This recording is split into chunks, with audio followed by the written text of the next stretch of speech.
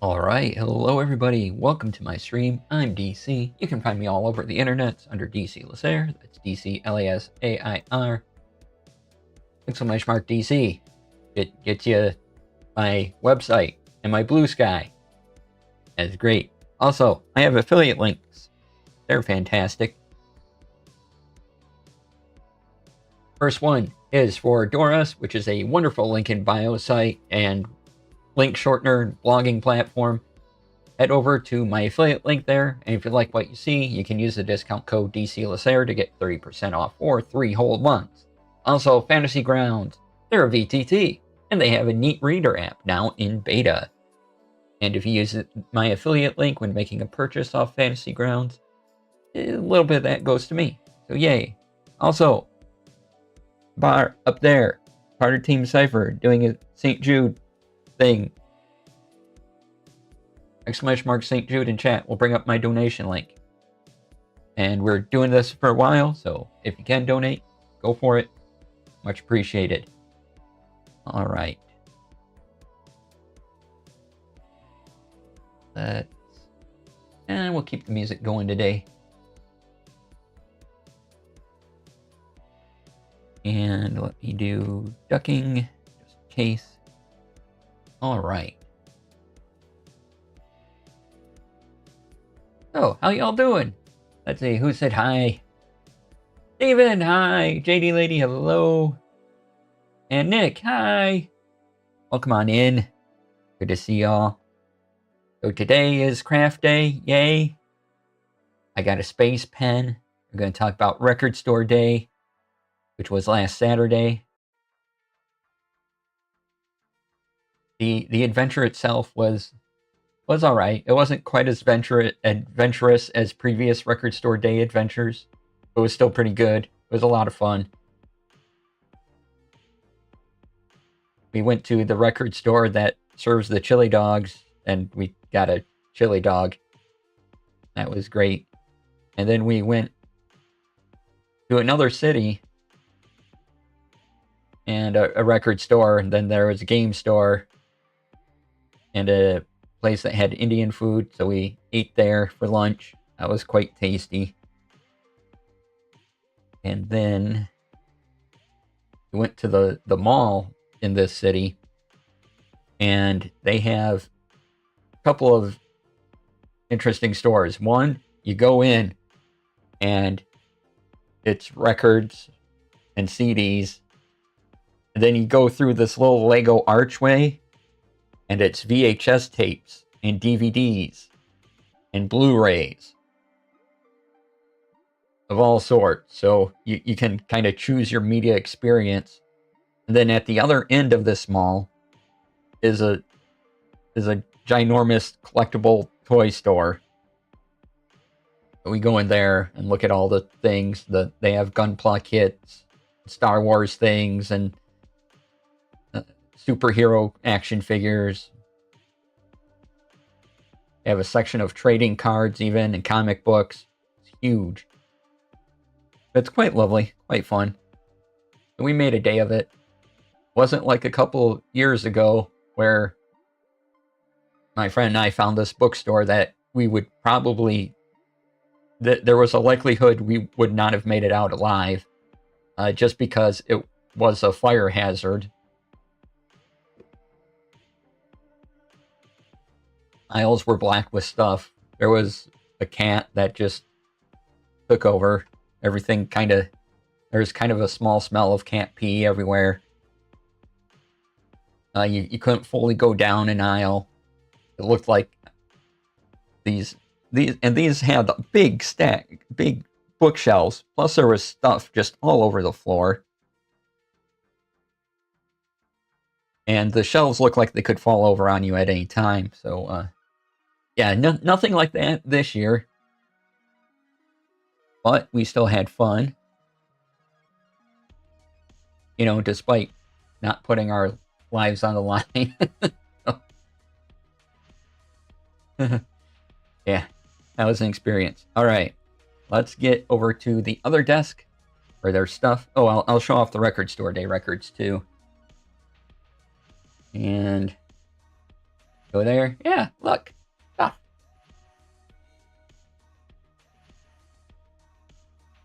All right. Take you with me. Grab my drink. Grab my phone.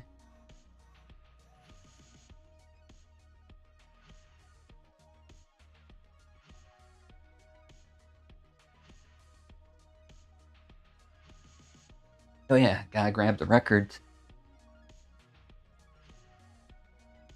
Ooh, got 2 bags, right?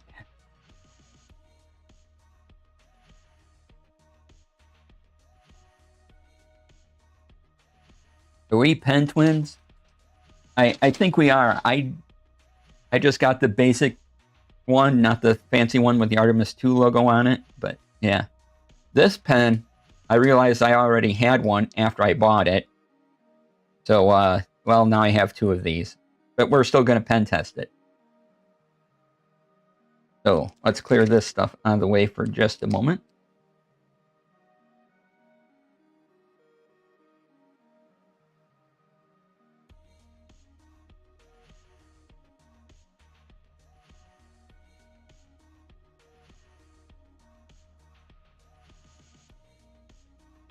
And we'll get through records. So I hope you all having good weeks. Thanks for being here.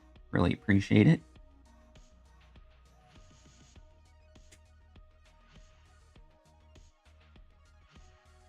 Just doing some tag removals.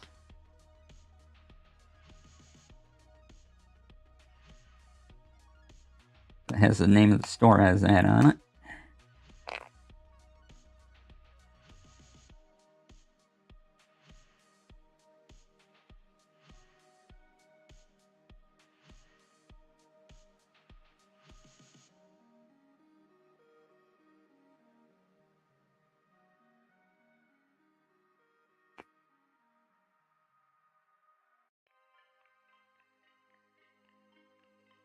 All right, so record store day records. First up, video game lo-fi, sleepy Pokemon beats.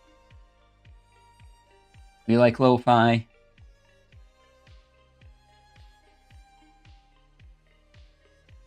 There are some of the tracks. Ooh, you can see the reflection of the camera.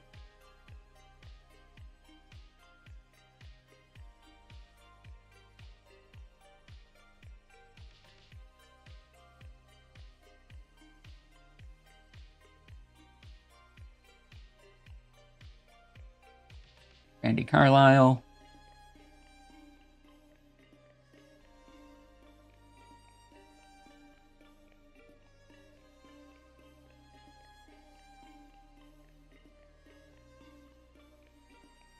And a David Bowie.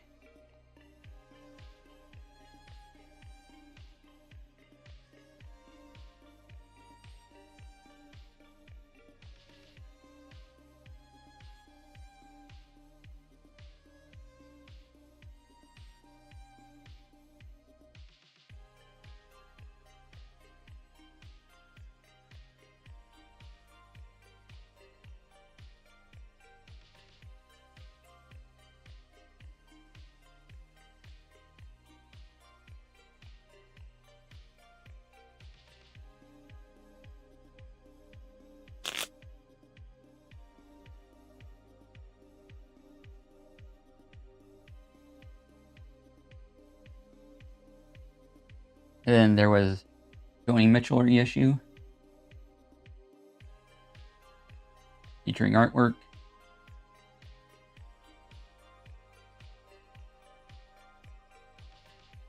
And this wasn't the record store. There was a K-Pop Demon Hunters record store day record, but this isn't it. As far as I know, it's just a K-Pop Demon Hunters album.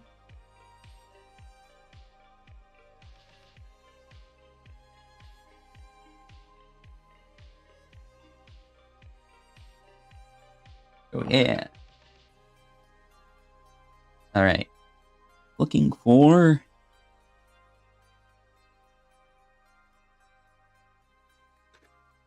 the book I was pen testing in.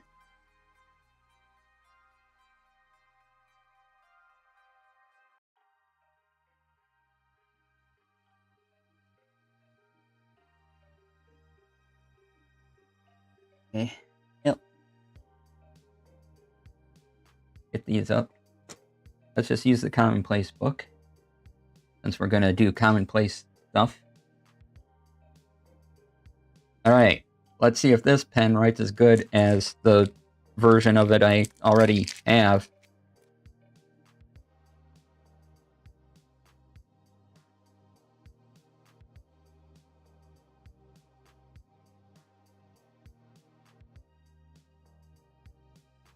I'm lucky this wasn't expensive. This is a fairly inexpensive pen. And that's what happens when you don't clear your JetPen's wish list.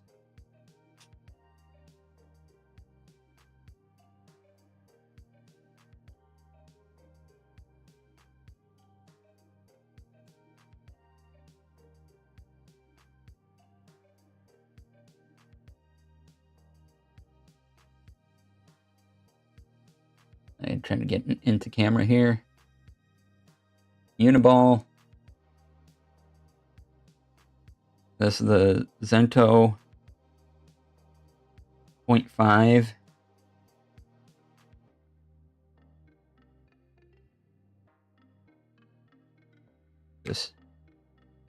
I decided I have a lot of these post-it notes.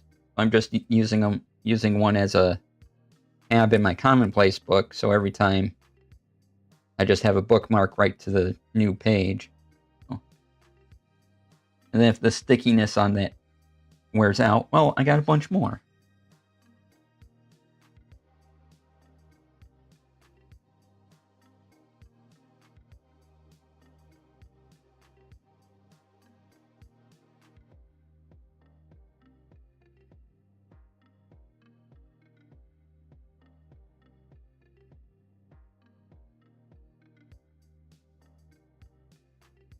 Realize this as I'm writing on the back of one of the photos.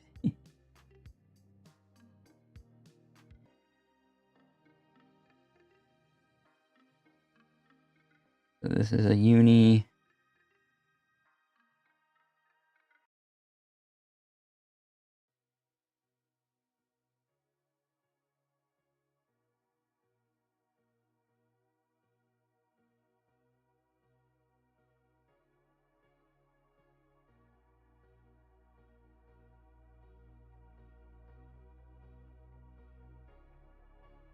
Alright, very smooth writing experience.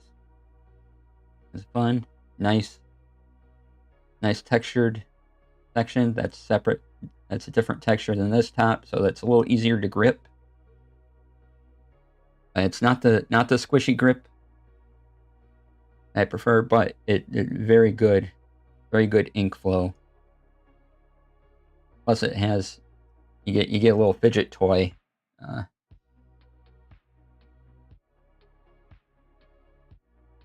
Clip. I mean, it's not purposefully made to be a fidget toy, but you know, I'm gonna.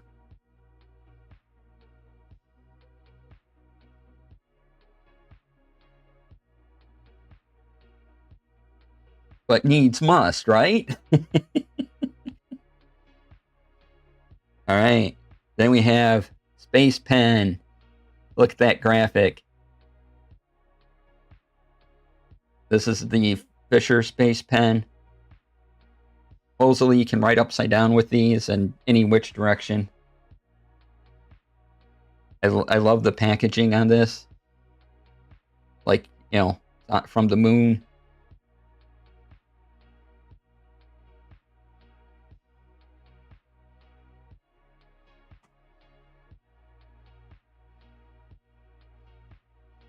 Ooh.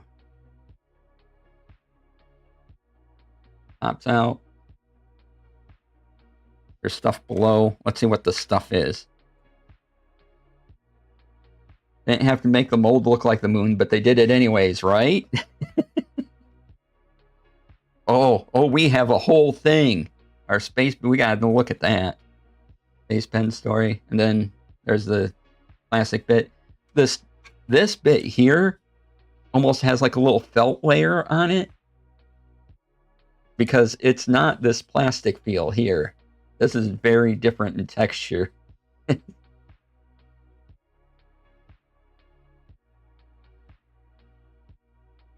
Now can I get back in the box? I took it out of the box. There we go. Okay. Moon secure. Moon secure.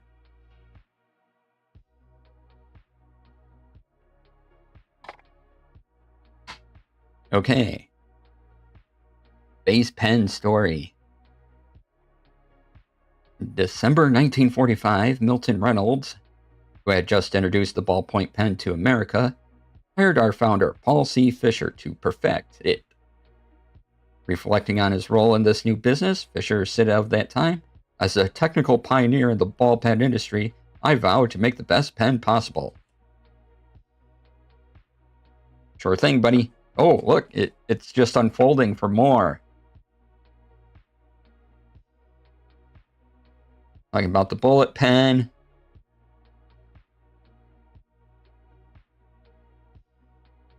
They made the one-for-all refill in 1953.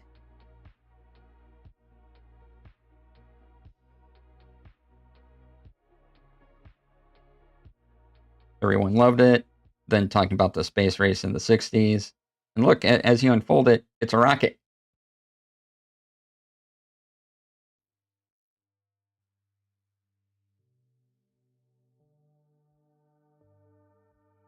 So there's the whole story if you want to read it. Then here's sciencey stuff, which seal pressured ink cartridge.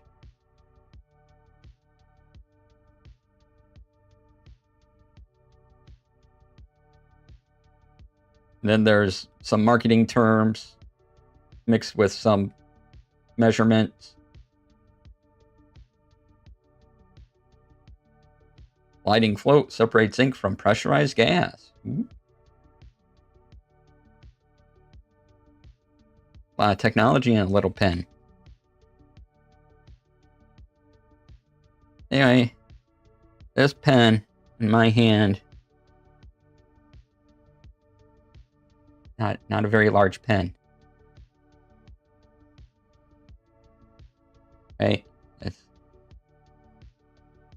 put it on my palm. Not very big. Yeah, it is cute. And then just peel off the cap. Switch on Springleaf. Hello, we're about to test the space pen. This has, okay, so different texture here than here. That's nice. You can at least tell the grippy point. This might be a little too smooth. Where this top bit's a little more grippy. But maybe that doesn't matter in this pen because look at, I mean, I'm holding it and it's just right. Oh, let's put the cap on so I get the proper full experience of the weight and everything. Close to the cap, yeah.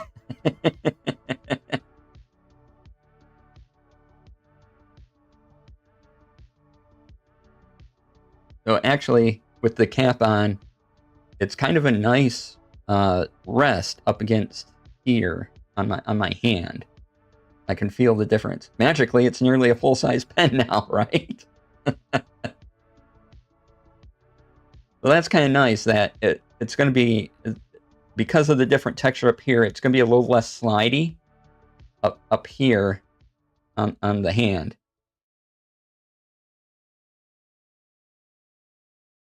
That's nice. So this is going to be, oh, that's a completely different feel. Okay.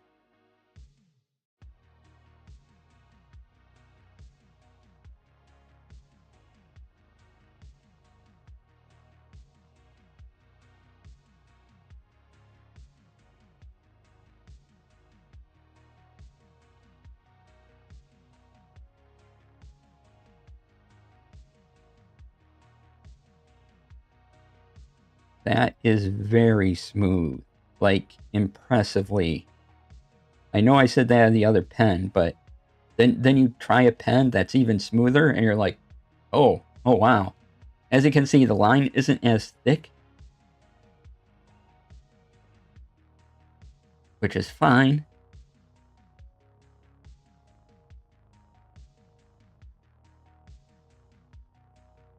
And yeah. Alright, I'm gonna put this above my head, and I'm gonna put this book above my head and write on it. See if I can write upside down.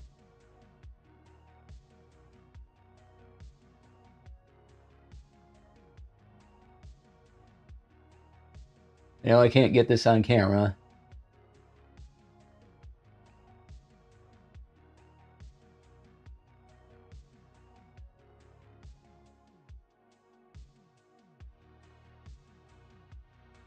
Oh.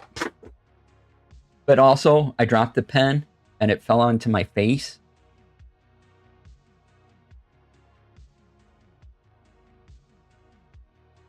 So that was fun. But there's the upside down writing. But yeah, this is lovely. I like this a lot.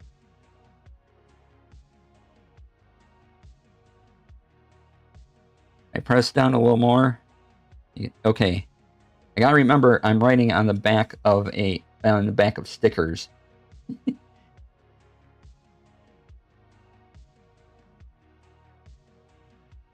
And love.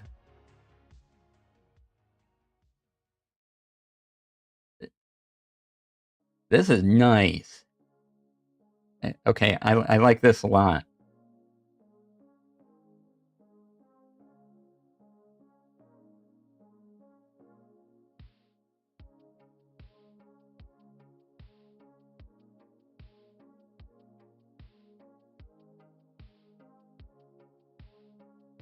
Then you can apply different pressure.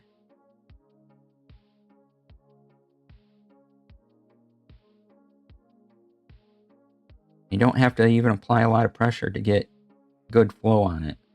That's fantastic.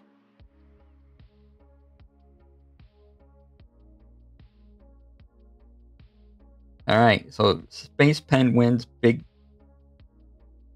time. The grip is different. Again, not the squishy grip that I'm in love with, but sometimes that doesn't matter on a pen. Sometimes pen is just really good. And this ink flow is amazing.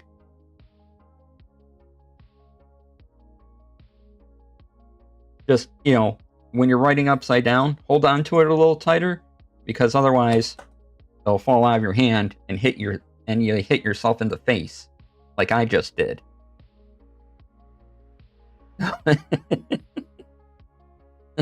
Kind of wish that got on camera.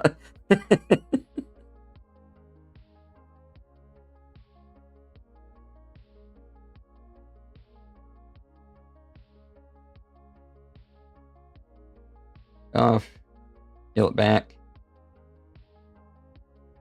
Look at how tiny it is. Me.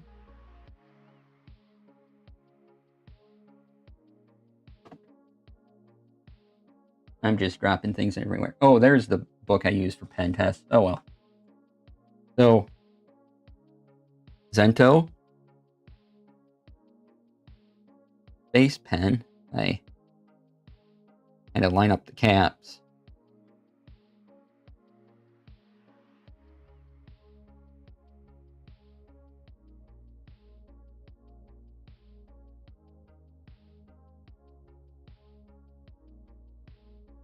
Then once I remove it from the thing, or more around the same size, once you flip the cap around.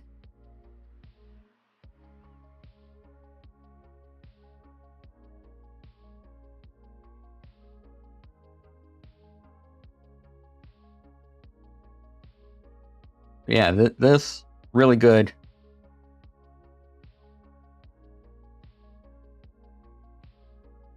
If you can get yourself a space pen, get yourself a space pen.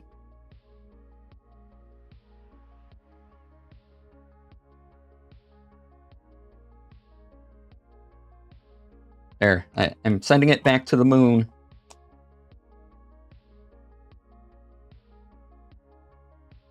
It's back in its case now.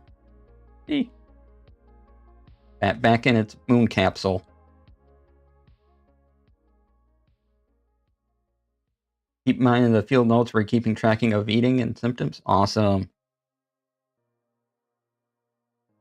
All right.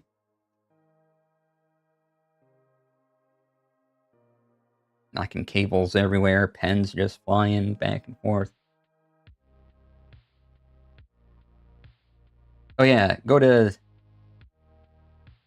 I got mine off JetPens, but also spacepen.com. No, I suppose if you want a QR code, there you go. It'll take you to spacepen.com. Brian, hello. Just talking about the fabulousness of Space Pen.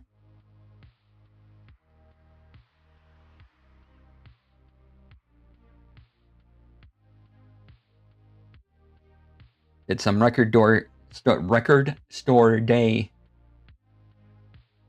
record showings off, and I got a gift card from my aunt for my birthday that I might be able to apply to a beat record player,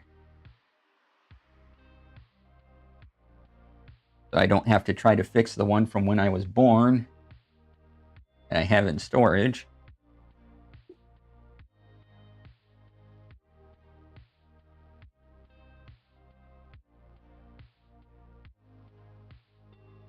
Let's see here. Oh, yes. Pictures.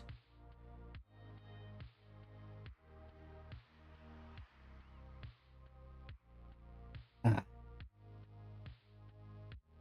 didn't take as many pictures as I thought I would, but as I said, the top, we went to a couple record stores, a game store, and then what I'm going to just call a mixed media store because they had records and CDs, and then you go through a Lego archway, and they have VHS, and Blu-ray, and DVD. They have a bunch of Blu-rays from companies that got rights to bad movies and things I generally watch. So there's posters up of some of these bad movies, and they're very delightful.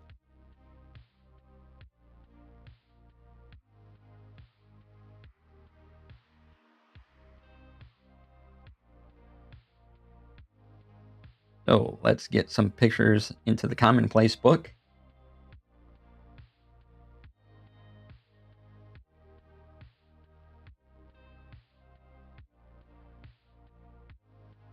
Where is the app? There. Oh, right. Turn on the printer.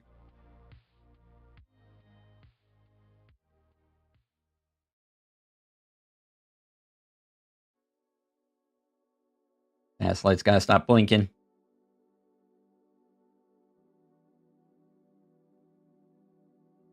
Okay.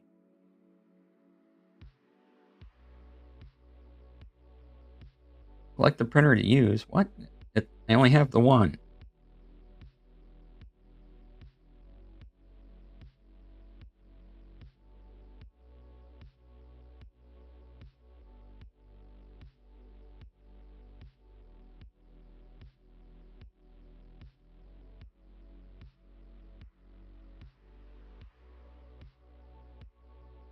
Oh, the first record store day place we went to had...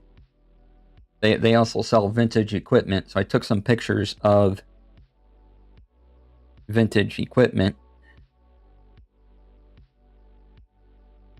that I liked.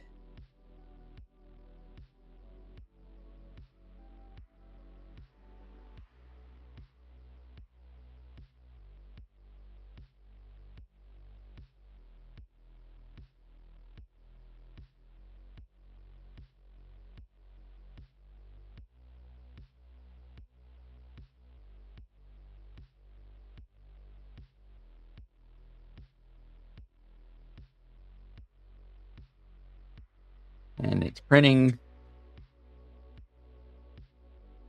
I don't want to move it while it's printing, but for the next ones, I'll move it more center so you can kind of see the process of it printing off.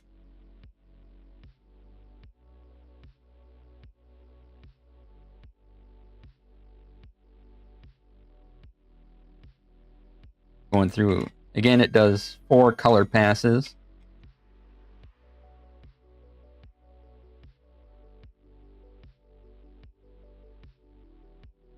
Yellow, magenta, cyan, and a gray pass. And that gray pass makes all the difference.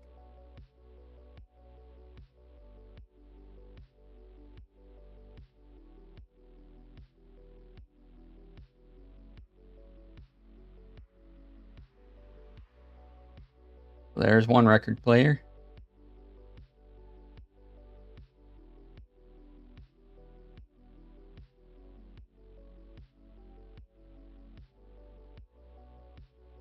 And let's just do all the printing first.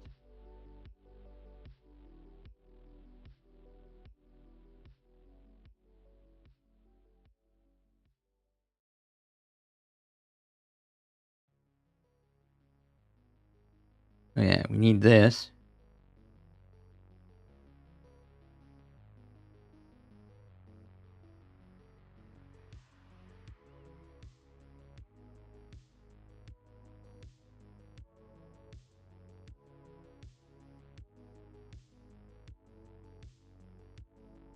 Paper is out. Oh, okay. Gotta load in more paper.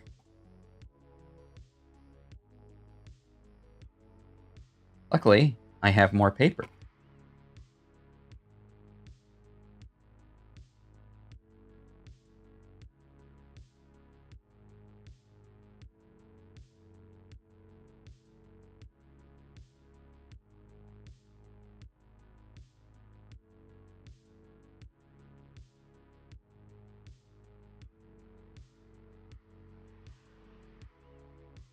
There we go.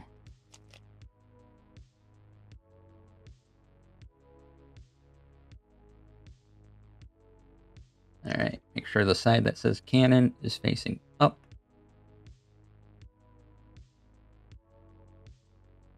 Gotta line it up towards the pegs that are towards me, not towards the back.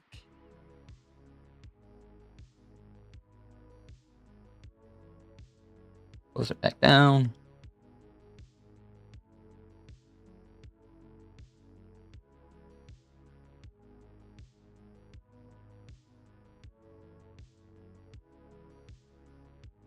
Okay, get back to printing. Yeah.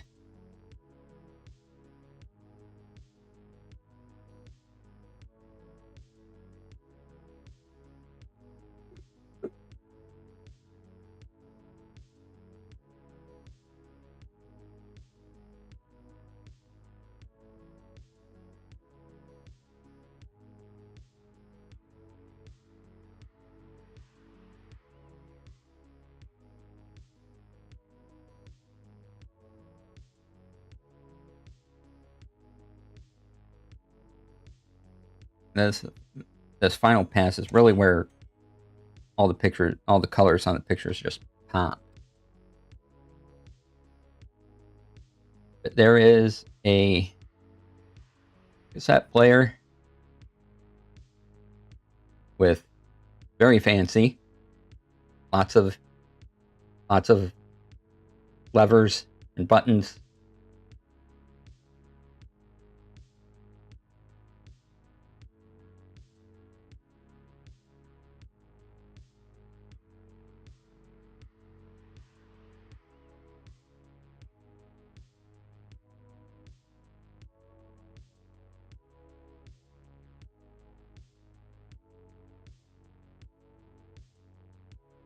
We have another stereo.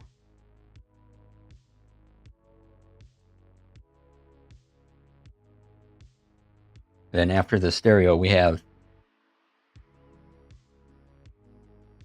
quite the piece of technology coming up.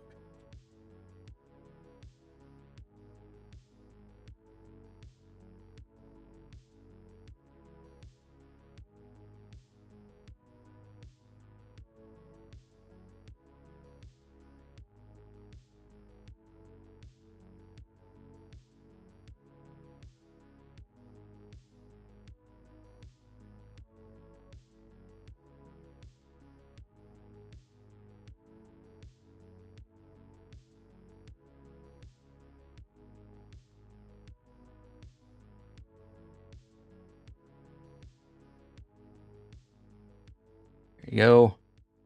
Look at all the knobs.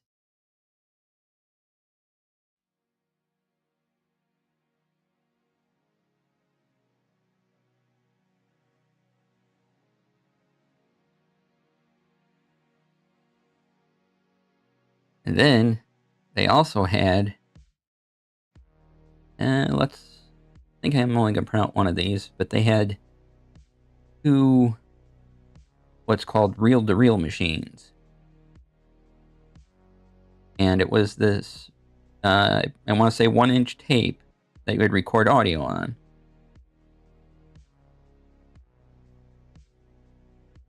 And people use them for all sorts of things. Interviews and... Is that a Technica? Yeah, indeed it is.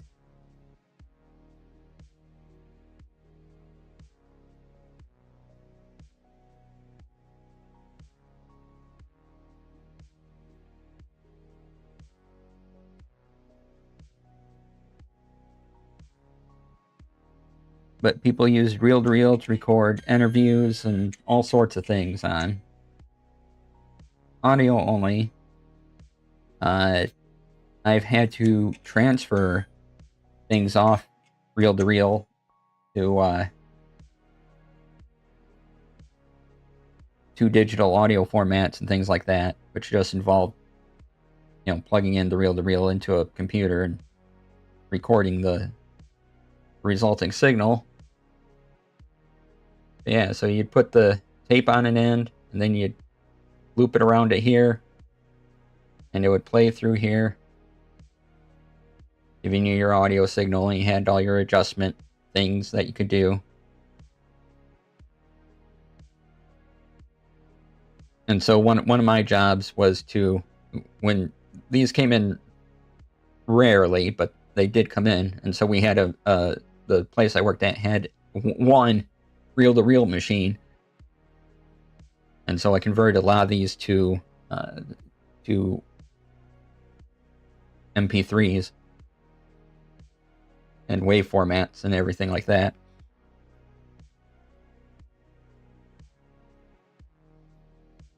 And so some of them were, just family things. One guy did an interview, multiple interviews of the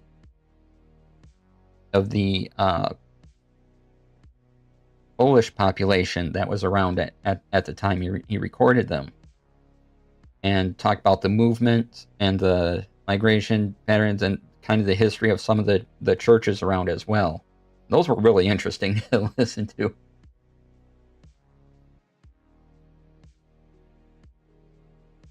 And so, yeah, you had just another medium. If the tape snapped, though, you can fix them. It's a bit of a pain to work with it because it's very thin.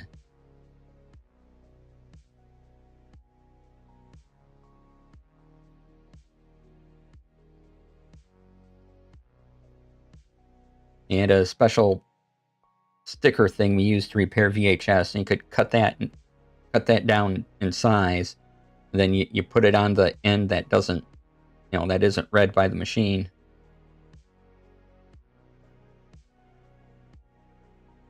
And you could fix it. It was mainly fixing the tape. It had to do with the size of it, and it was just finicky to kind of touch and deal with and put back together. But you could do it. Yeah. And a lot of reel-to-reel machines, they look like this. The main differences would be down here where the levers are and everything, but the playback things were all, there's a big reel here and a pickup reel here, and then this little thing in the middle that reads the contents.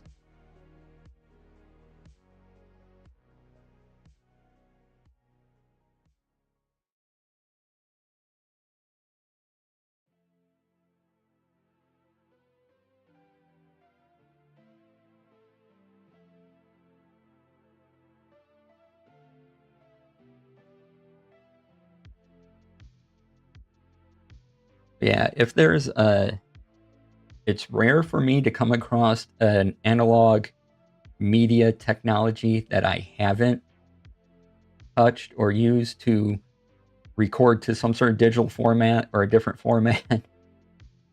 Like, I think I've come across one, maybe two that I hadn't heard of since I left that job doing that.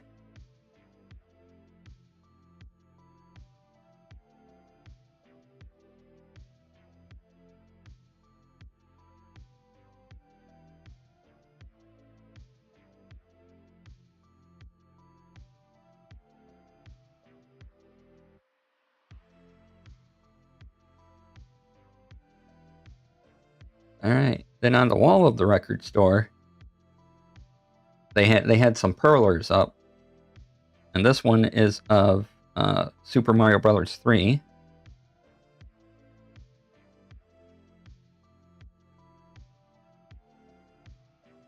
Why do they have it up? I don't know, but they did. Looks nice on their wall.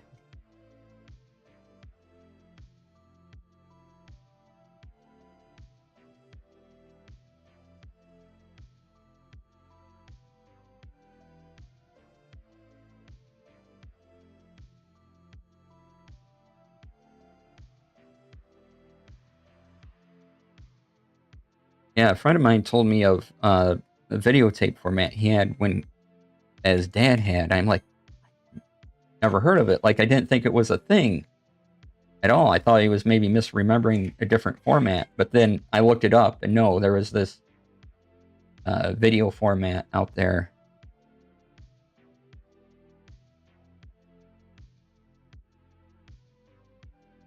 That I hadn't heard of, and it was an analog video format.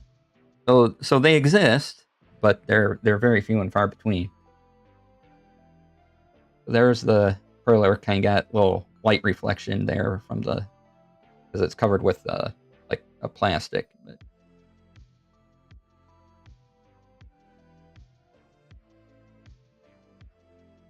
got the little flyy tail. Love it.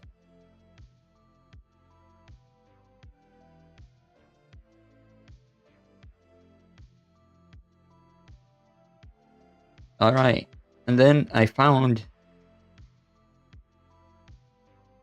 poster. This is in the other store, in the other city we went to, and in the back where they had all the DVDs and the VHS tapes and the Blu-rays.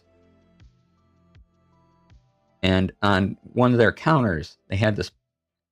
No, it wasn't. This wasn't on the counter. This was at an end cap display of a poster of a really bad movie that is often on riff tracks.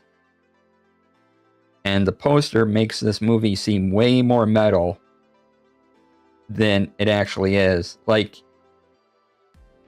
the poster isn't even representative of, is barely representative of the movie.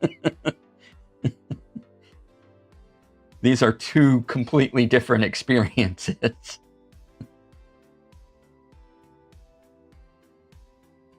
And if you've never seen it, it's called Rotor. R-O-T-O-R. And I don't know, the movie says that stands for something. It changes what it stands for a couple of times. It like changes the words. But it's called Rotor.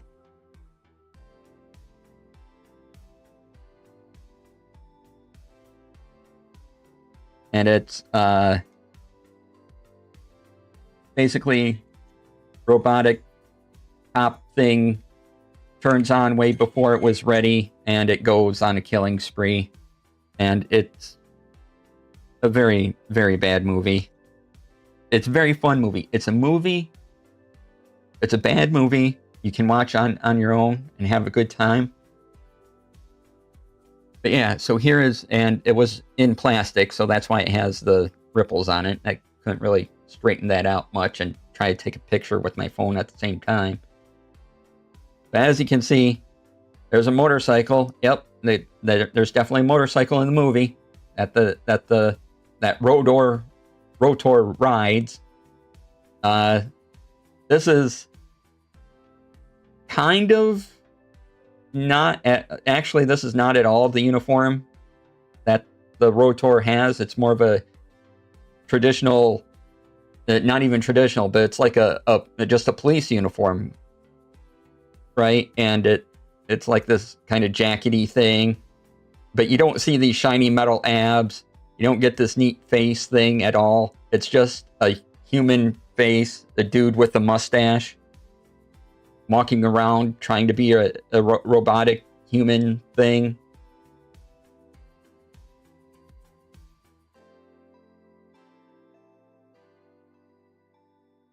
Let's see if I can get it. Yeah.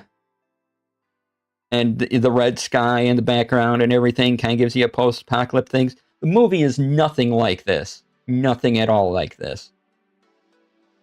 In fact, the most accurate thing in this picture is that there's a motorcycle in a movie. And it's not even as cool looking as this. But if you're looking for a bad movie and a good time, Rotor, definitely one to check out. It's hilarious. And it's a bad movie. Again, it's a bad movie you can have a good time with on your own. You don't need people around you. Some bad movies are definitely you need a communal experience to survive them. This one is just ridiculous and fun. You can watch it, and this poster does not reflect the experience of the movie at all, other than there's a motorcycle.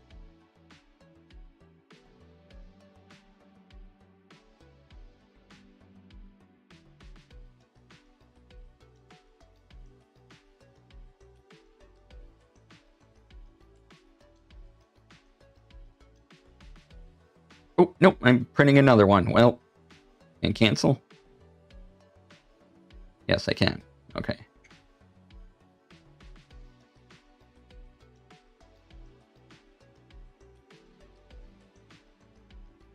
I don't know what it's doing. I actually cancel the print, but... Well, I'm getting another one, I guess.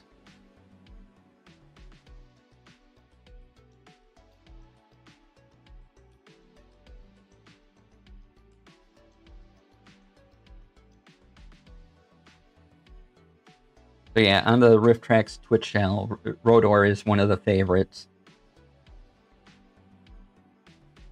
Well, there, I have another one now. If anyone wants a picture of a poster that had a bunch of plastic around it, let me know.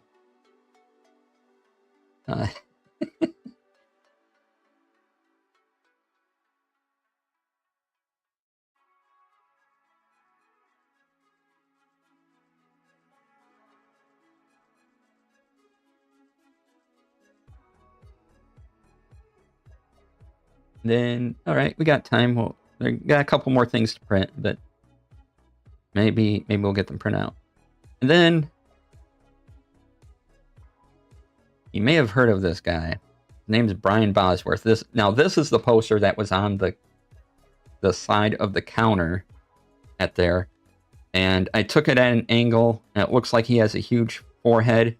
But Brian Bosworth has done really bad action movies.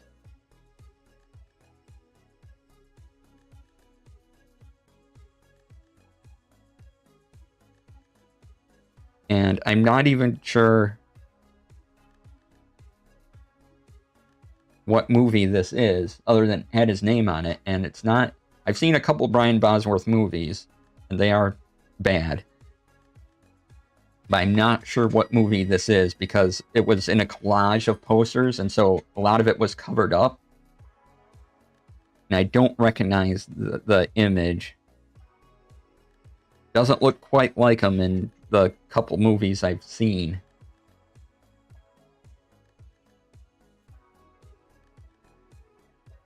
With Brian Bosworth. But he's one of these guys that was, going to be a big action star thing, and it's mostly terrible.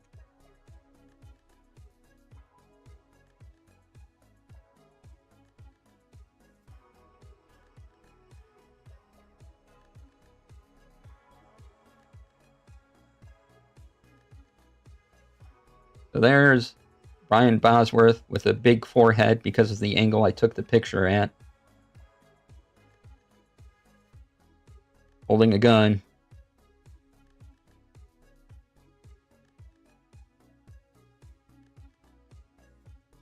And like I said, because it's covered up by all this other stuff, I'm not sure what movie that is, but, you know, it's Brian Bosworth.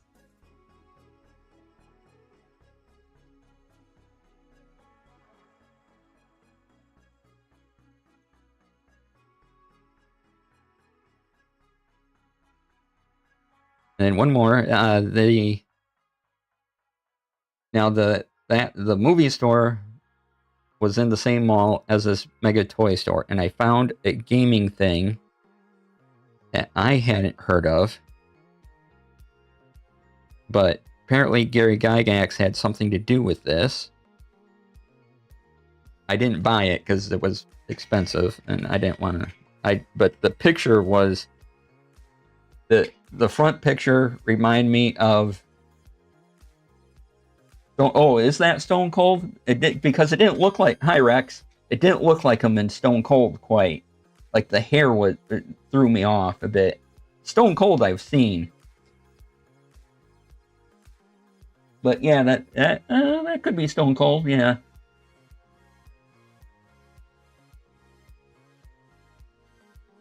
I can see that.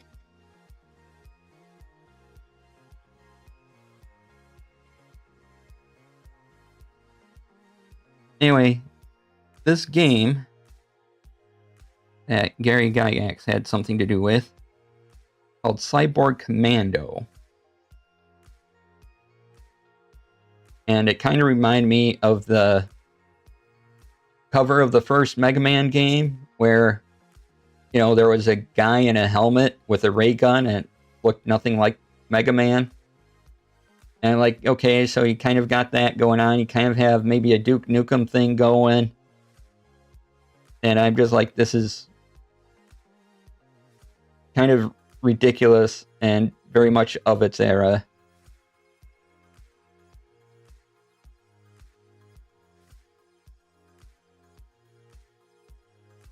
And it's not a D&D product, so yeah. Cyborg Commando. Bikini, yes. There was a SpongeBob game. That's a SpongeBob game on the lower shelf below it. So, Bikini Bottom Racing, yeah.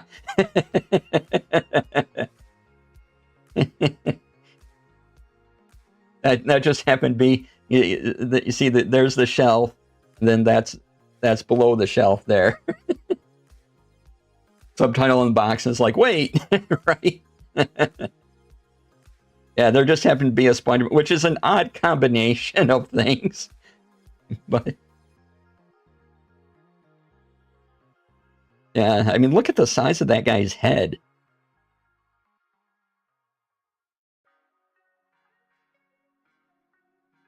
Oh, it's an alt poster for the VHS release with Stone Cold. Okay, so I have seen Stone Cold. Yeah, all right.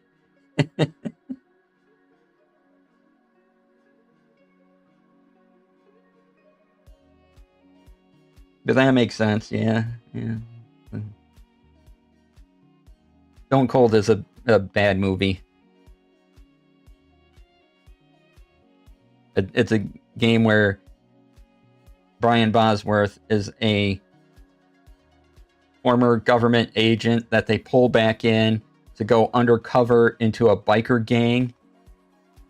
That's also a terrorist cell in some relation somehow there, and it's ridiculous. It doesn't make a lot of sense.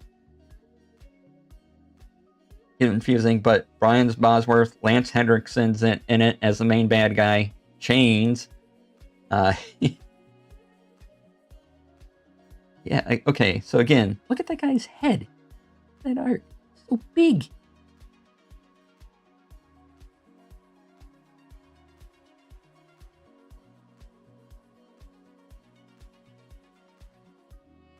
Anyway.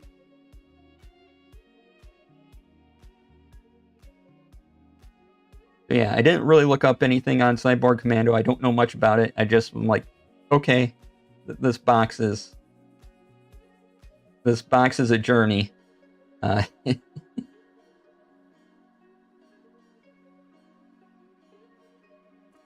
right, it is break time. And then when we come back, we'll do some more commonplace stuff.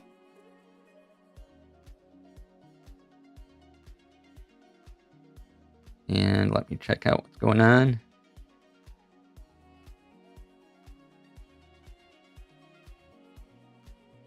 All right, so we'll take a break, about 5 minutes. I will run some ads, and we'll be right back as soon as I find the app on my phone. You go over, I'll just walk over to my other, oh, there it is. All right, I'm gonna run some ads, be right back.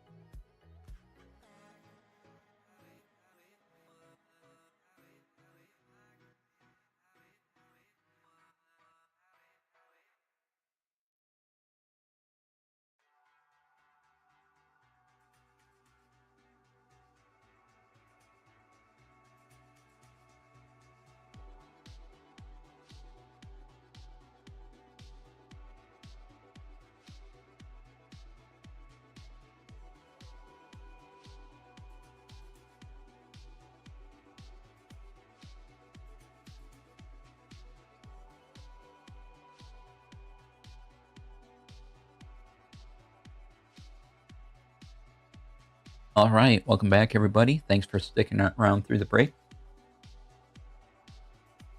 I had to refill my Milo Zero Sugar Sweet Tea, family made since 1946.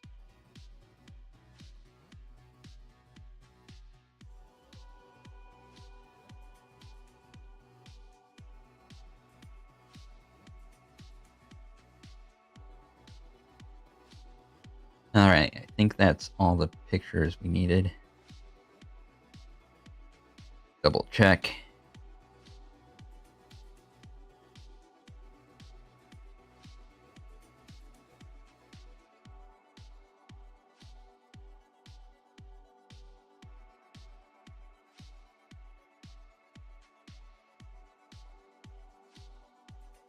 Yeah. Oh, I know a picture I could print out.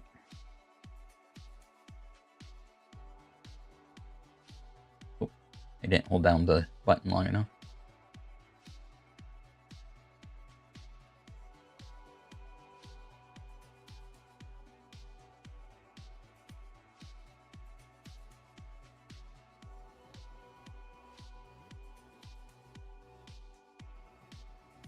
And what I can add to my Commonplace book is the charity game.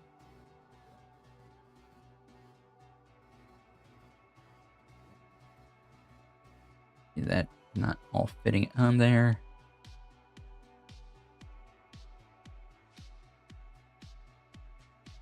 Fit. There we go. Still, no. Rather it fit.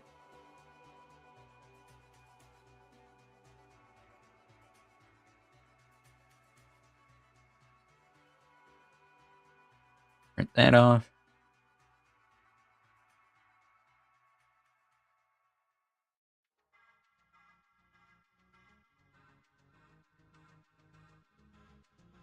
And you know, let's use the space pen. Space pen.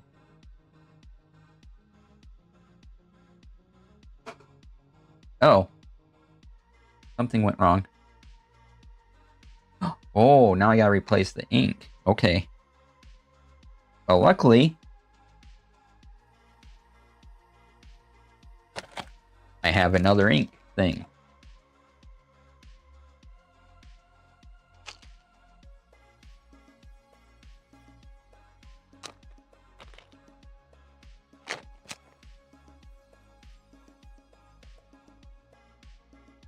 All right.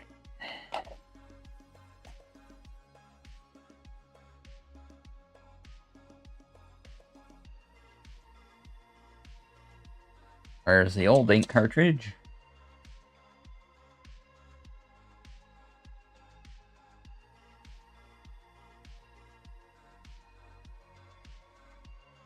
And if I follow the arrows, I can put in the new one.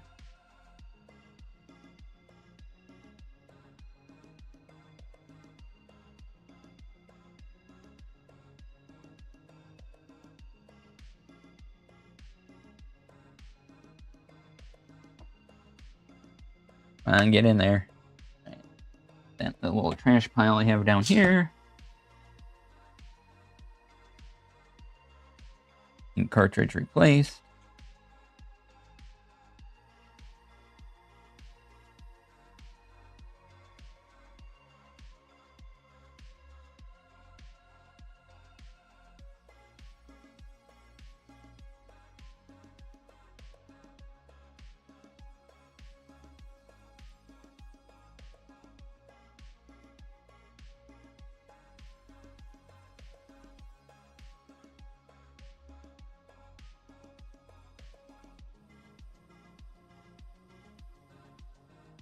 So hopefully by May and June, I should be some Kickstarters I got last year should start being fulfilled. So I have some stuff to look at once I get those things.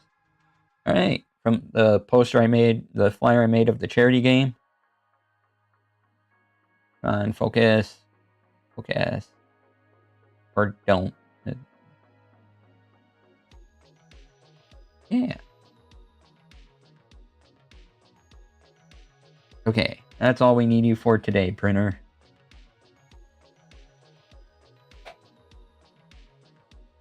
Still one of the best things I've gotten.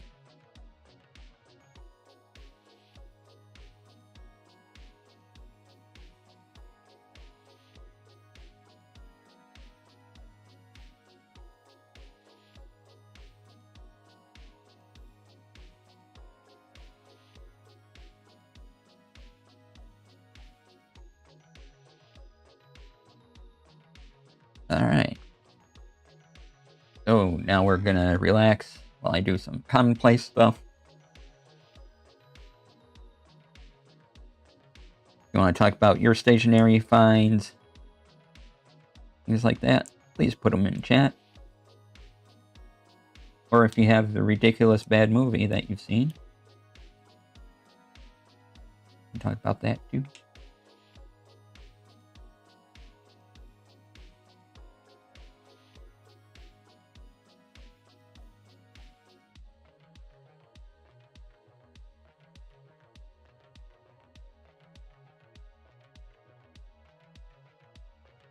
Oh, kinda.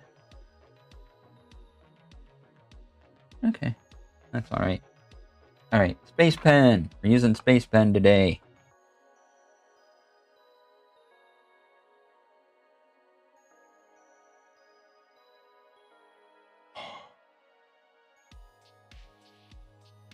Like magic trick.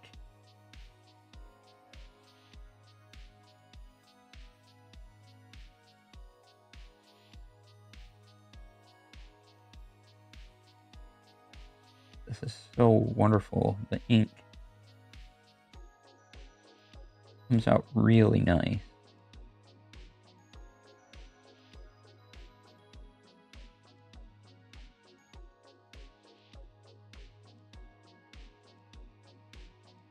Oof.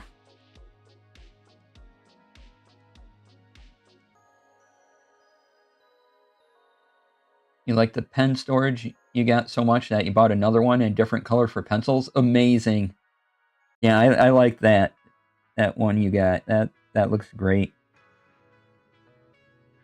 Charity stream.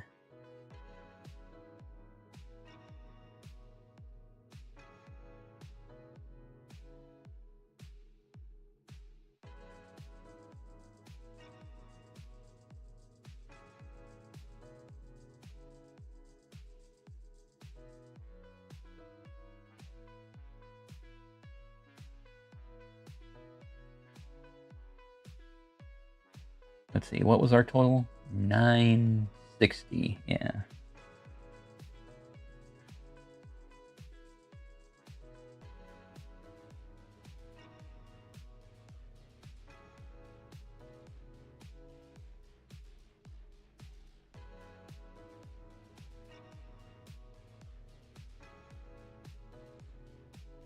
All right.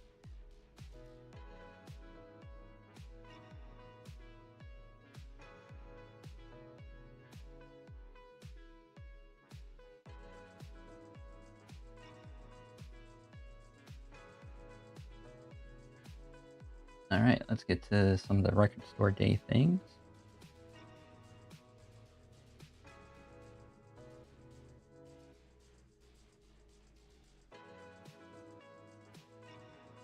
And put the movie posters.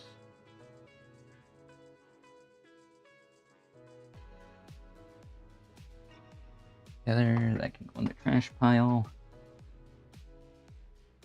Okay, we'll leave the game and the movie posters for later. Then let's put these.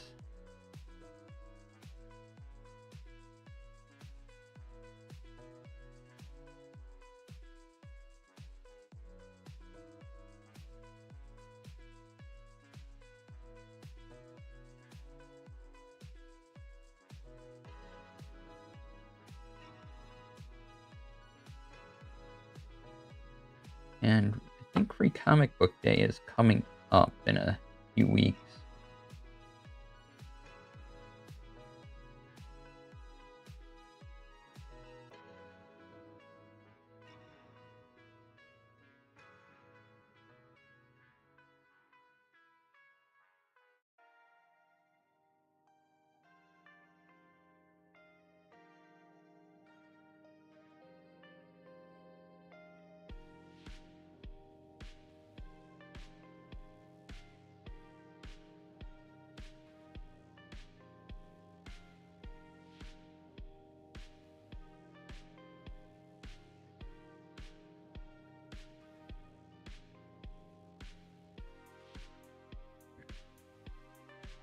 in.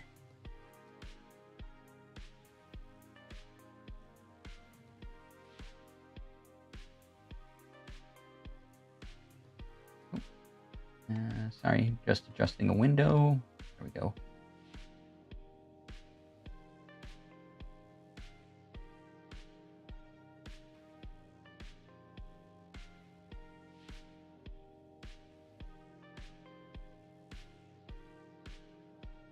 I have a small, speaking of media things, I have a small CD player that'll connect to Bluetooth.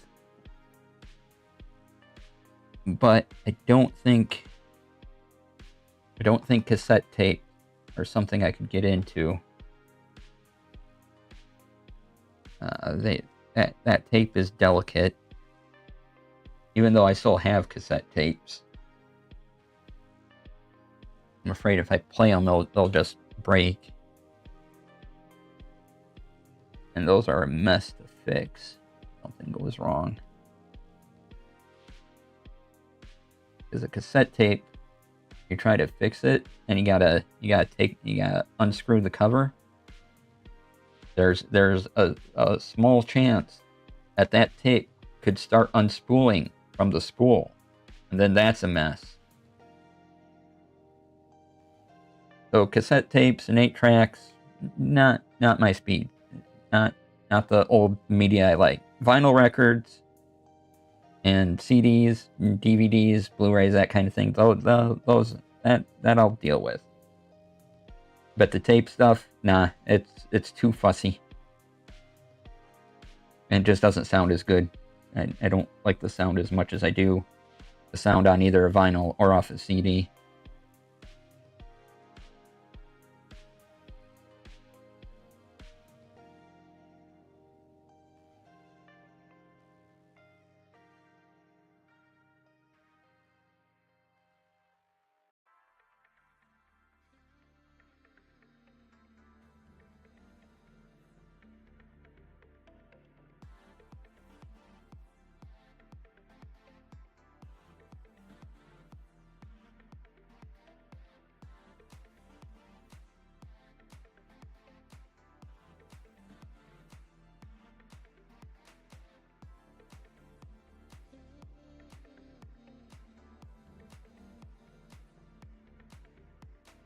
And definitely not an 8-track. Holy cow, those things were bad.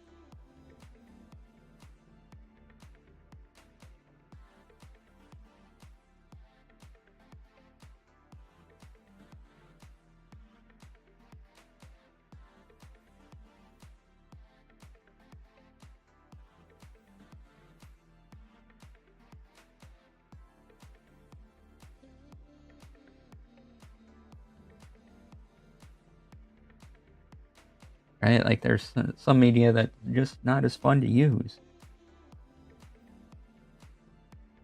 And for me, most of them involve tape. Like VHS tapes, nah. Not when you can get DVDs.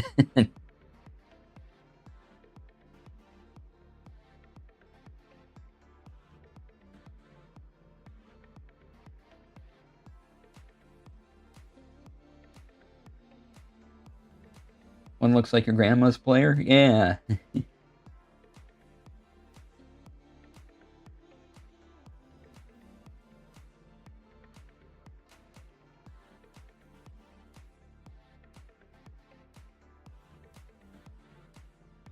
And this pen's borderline magical.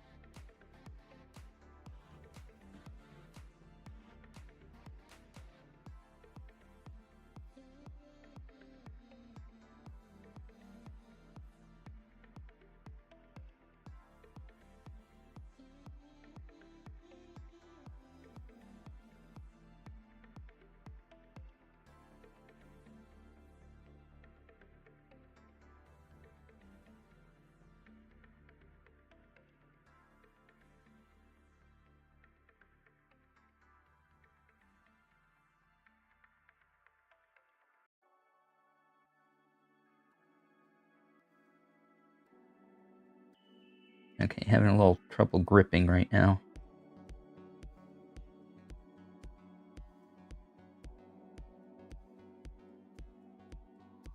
me a minute. There we go.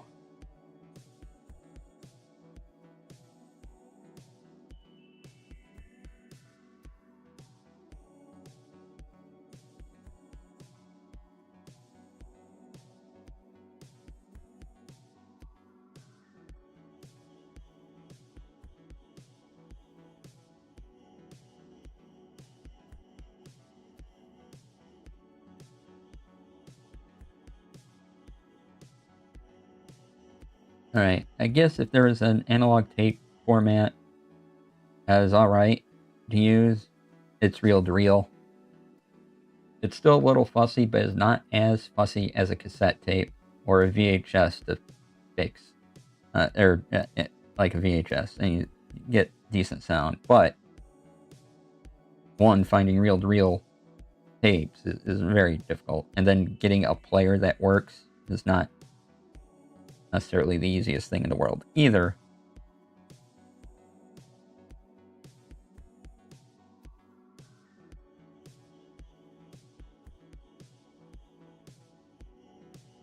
But still, I'm just not one for tape formats anymore. Maybe I've had to repair too many of them. And definitely not VHS. VHS just not a great format. And once we had DVDs, I was like, no, this picture's clearly better. Why do I want to go back?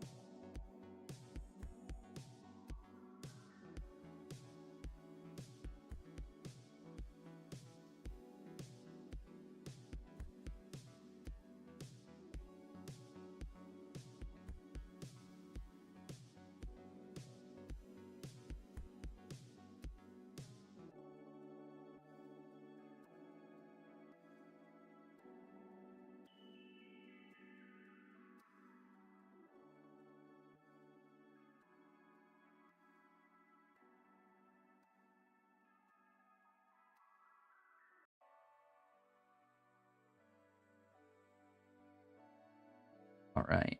Yeah, and then get to the bad movies.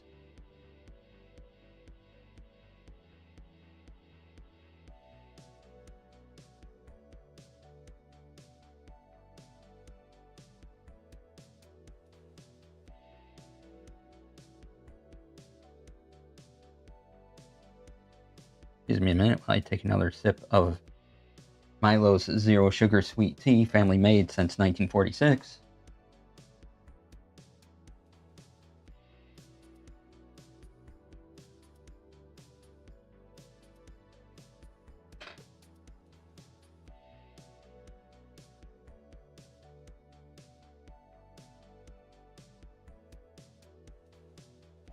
Okay, now we're going on the bad movie posters.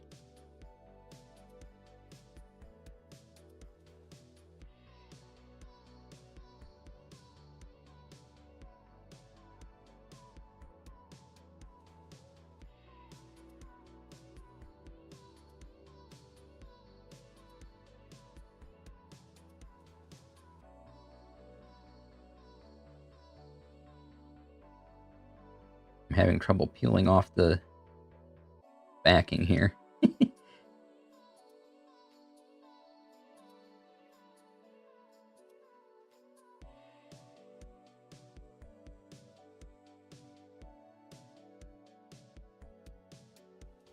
Yeah, for the Rotor poster, I think they wanted like $20 for it, and I didn't want to spend that. No, I think it was more than 20.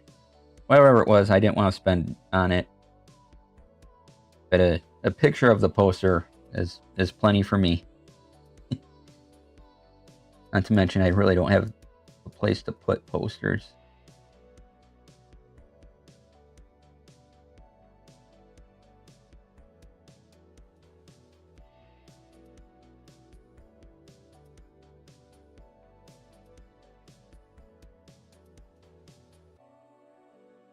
But holy cow, I'm having trouble with this one.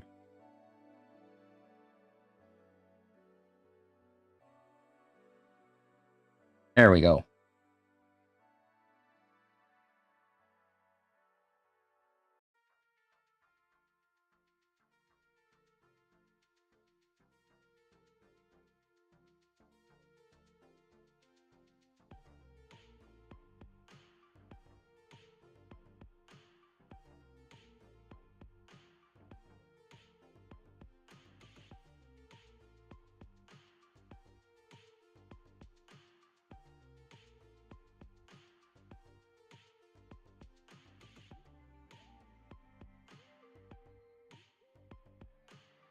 Got your car and get dinner? All right. Have a good time. Thank you for being here. Here, rotor poster.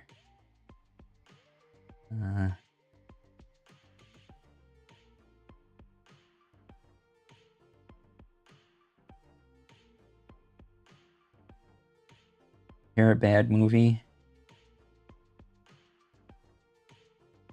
It's just portmanteau of terrible and bad.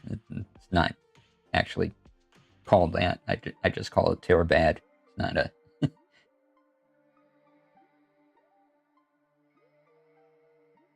That's not an actual term as far as I know.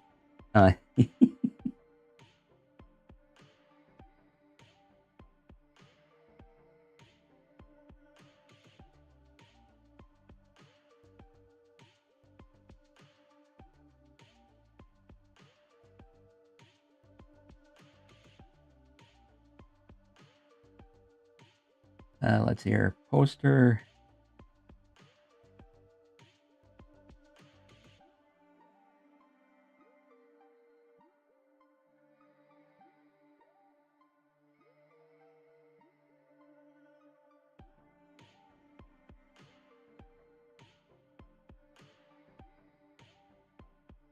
You wanted to compare Milo's to the iced tea you drink, Gold Peak. Found it locally. Yay! Yay! Yeah, you have to tell me how you like it. I have to. I like most.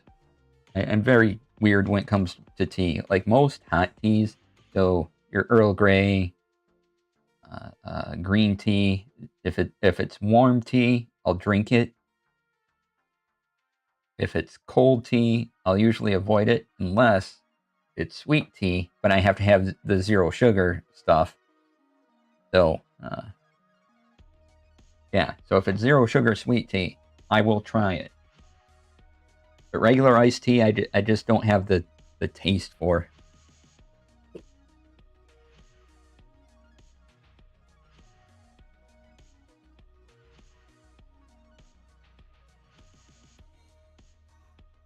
I have tried iced tea lemonade, and that I can do well.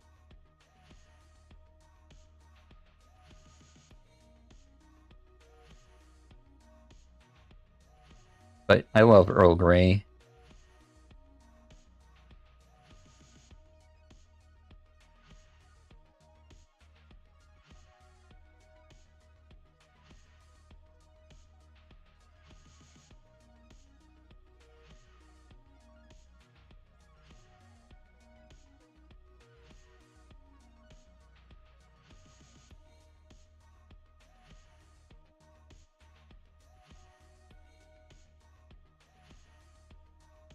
If you tea, Earl Grey hot, right? Exactly.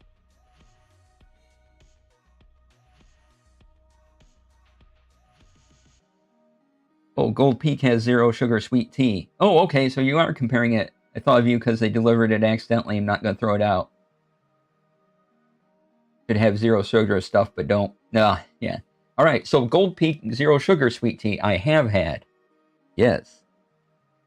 And I also tried... there's another company that makes zero sugar sweet tea.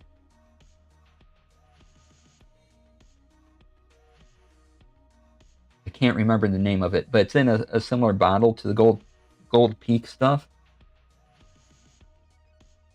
Anyway, Gold Peak, I kind of like. It's there's this other stuff. Pure Leaf, yes, Pure Leaf. Pure Leaf is like really sweet. Gold Peak, not as sweet. I like it a little better, the Gold Leaf. But Milo's zero sugar sweet tea for me has the right mix of things.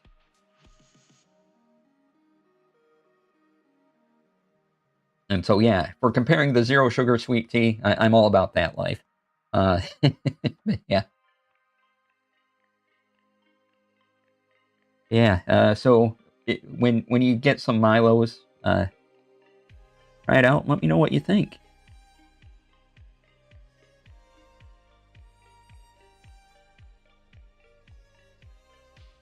Here.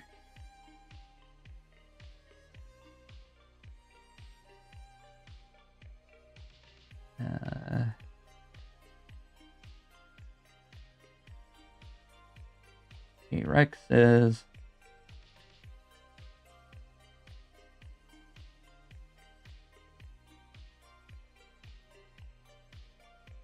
Won't cover.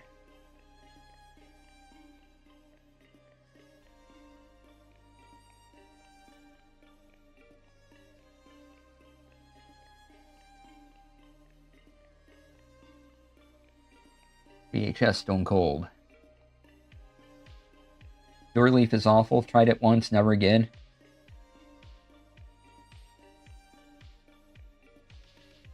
From your description, we're equally persnickety about sweet tea, so now I'm looking forward to Milo's even more. Awesome.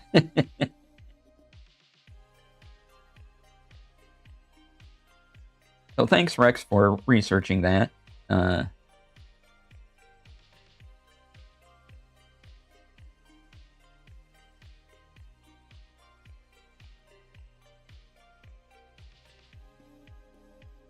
Big forehead.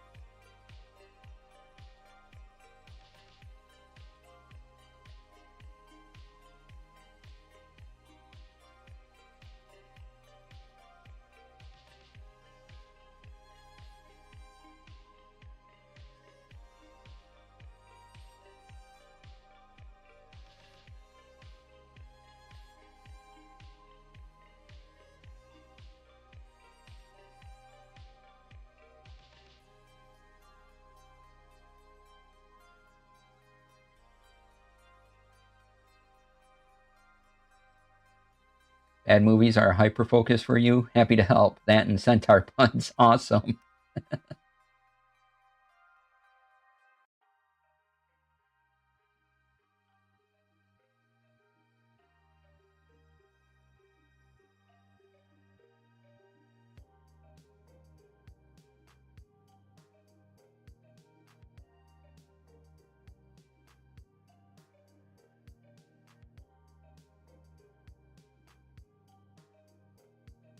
Yeah, I find out in bad movies if Cynthia Rothrock is in it, I'll probably watch it because it'll have amazing stunts. Like the plot will be terrible, but the stunts are going to be fantastic.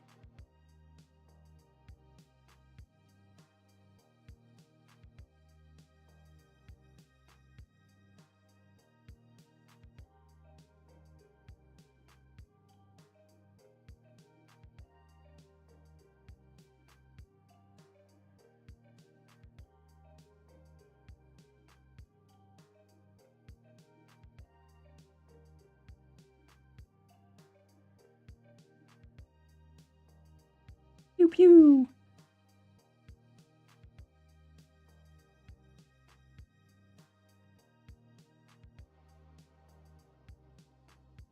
Look up more about this game. Cyborg Commando. I read the back, but I really don't remember what it said.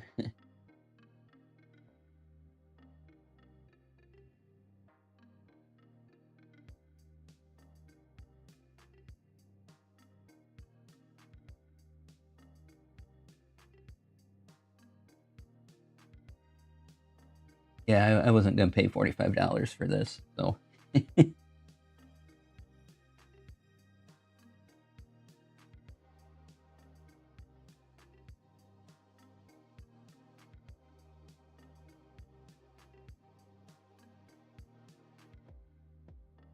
All right. See here, am I almost done with this? Oh no, we got heading towards the end. Yeah, we got a good, I don't know, 10, 14 pages left. Not bad. My fancy field notes cover commonplace book. Look how chunky it's getting because of all the pictures and things I'm putting in it.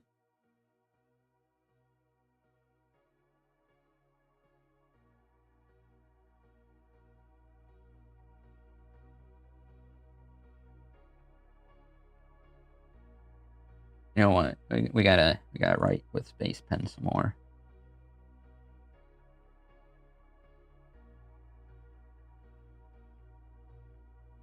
Space pen.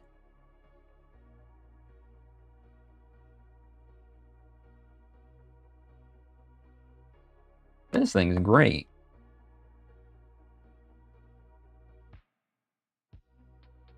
Yeah, I kind of like, again, this part here, this right from about here, and this part is nicely has a little bit of friction against your hand, so it stays in place better, and so that makes up a little bit for lack of squishy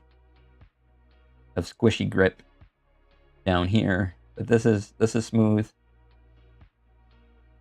so it's comfy to hold. And again, squishy grip is purely preference on my part, but this is very smooth writing. Fantastic.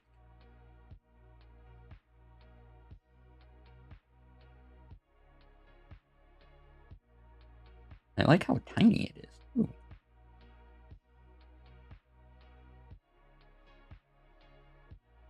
Like, okay, here's the standard field notes pen, right?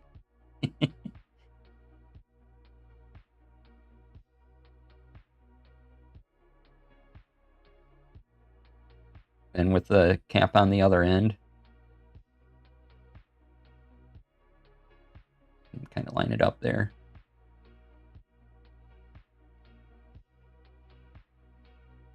Love this.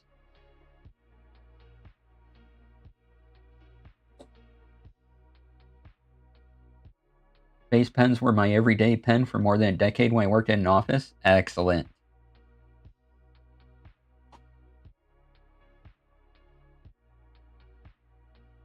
Yeah, this is fantastic.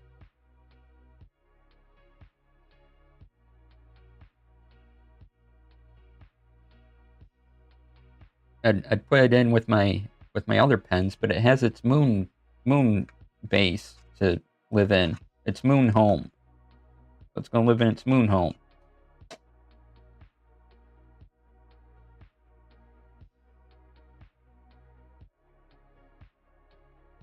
Again, I got this as I do most of my stationary stuff off of jet pens.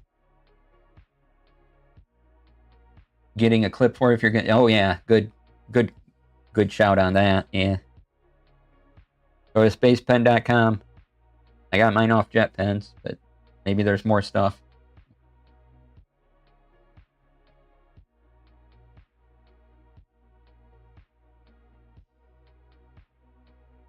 And I believe this Saturday I'll be running my Shadow Dart game again. And so get to use the recorder.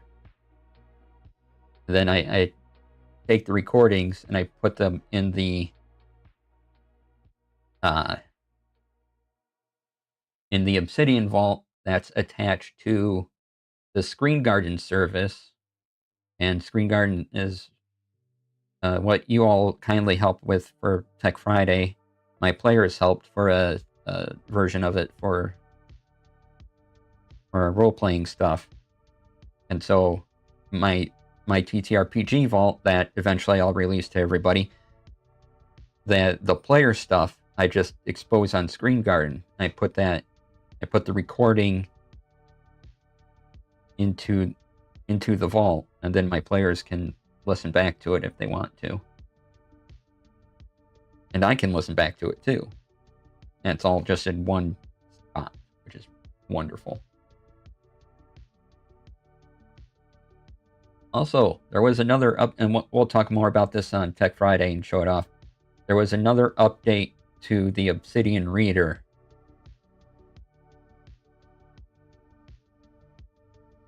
Which,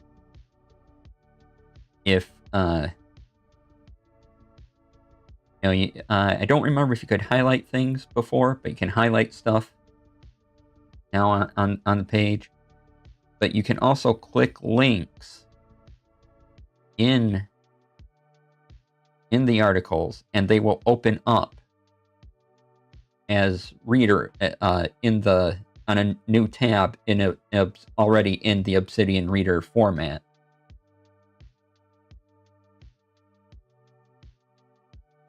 So that's pretty fantastic, and I'll show that off again on Tech Friday, because I really like that. And you can change the font size and everything. There are multiple web browsers now that kind of have a reader thing. Chrome finally caught up and has its reader thing. You can just right click on a web page reader. But I would highly recommend the Obsidian Clipper thing with the reader mode. And especially if you use Obsidian and you want to save that information to Obsidian Vault. That's a great tool. And even if you don't have Obsidian Reader is pretty fantastic. You can change the font size and background and just make your own little reading experience of the web. And you don't need Obsidian to use it. So yeah, I highly recommend that.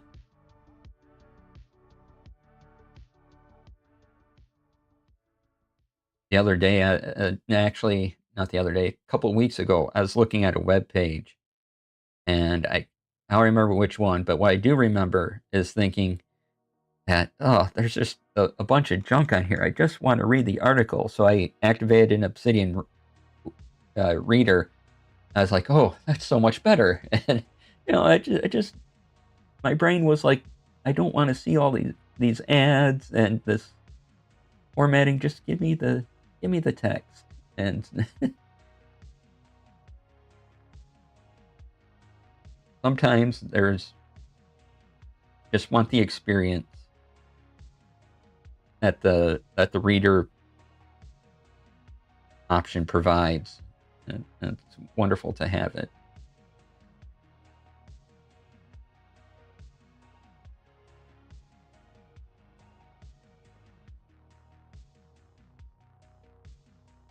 Also, when you play a video on YouTube, and if it has one of those automated YouTube transcripts with it, or if someone uploaded the transcript, the reader will have the transcript follow along with you. You can set it to follow along the transcript or not. You can have it auto follow.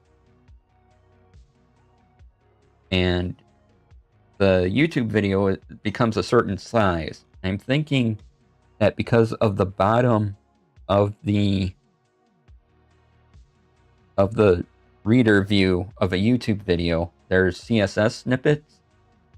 I'm thinking it might be possible to include a CSS snippet, which makes the YouTube video bigger than what it is, because there isn't really a way to adjust the size of the YouTube video. And if I could make that larger and just have the video be bigger, and then the text on the bottom scroll, that would be ideal for me.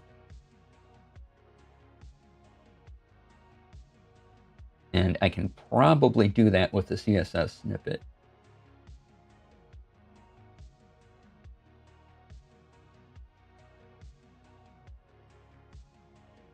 Alright. Let's think about getting out of here. I will be back tomorrow with more Bravely Default, going after the Fire Crystal. I did some side quests off stream, so I got a couple more. The side quest in Bravely Default leads to getting more job classes, so I got more jobs.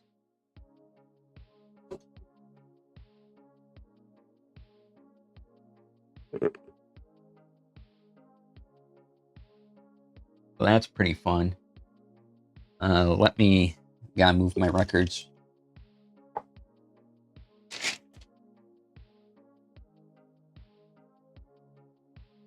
Okay, that's done. So, I'll see you over there. And we'll go on a raid.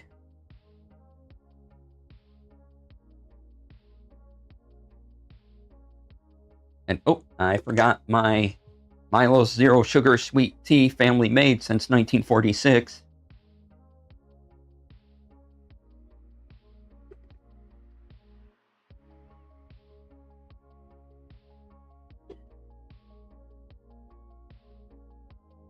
All right.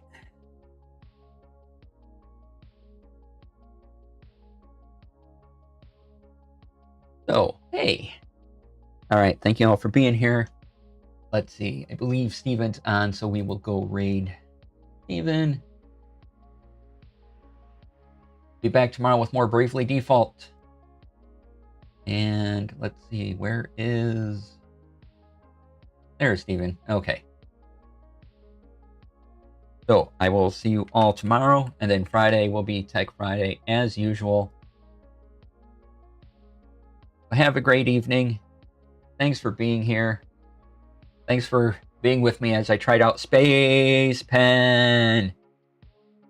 All right. See you all later. Have a great evening. Please be kind to others. Be kind to yourself. And stay tuned for the raid. Bye.